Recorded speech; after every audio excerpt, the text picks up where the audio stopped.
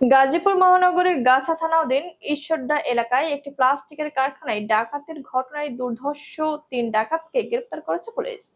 Police সূত্রে জানা যায়, গত 23 জুন সোমবার রাত আনুমানিক 2:30 হইতে রাত অনুমান 3:45 মধ্যবর্তী সময়ে গাছা থানাধীন ঈশ্বরদী এলাকার আপন প্লাস্টিক ইন্ডাস্ট্রিজ নামক এক প্রতিষ্ঠানের ভেতর অজ্ঞাতনামা 10-12 জন ডাকাত দলের সদস্য প্রবেশ করে ফ্যাক্টরিতে রাখা প্লাস্টিক তৈরির দানা ও বিভিন্ন মালামাল সহ 10 লক্ষ টাকার জিনিসপত্র ডাকাতরা নিয়ে যায়।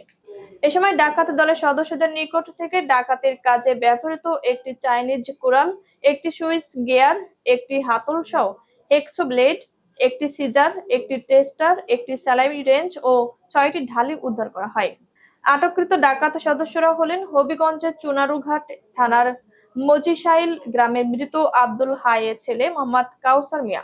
কাউসার মিয়া গাজীপুর মহানগরীর গাছা থানাধীন নতুন বাজার এলাকায় ভাড়া বাড়িতে থাকতেন। ময়মনসিংহ জেলার ত্রিশাল থানার চরমদাখালী গ্রামের আলাউদ্দিনের ছেলে সাব্বির হোসেন রাজীব। সে গাজীপুর মহানগরীর গাছা থানাধীন মুন্সি মার্কেট এলাকায় ভাড়া বাড়িতে থাকতেন। গাজীপুর মহানগরীর সদর থানার কোমন এলাকার মোহাম্মদ নাসিরের ছেলে মোহাম্মদ সাকাওয়াত সৈকত। তাদের নামে বিভিন্ন থানায় একাধিক মামলা রয়েছে। সোমবার 30 জুন গাজীপুর মেট্রোপলিটন গাছা থানার অফিসার ইনচার্জ মোহাম্মদ আমিনুল ইসলাম বিষয়টি নিশ্চিত করেছেন।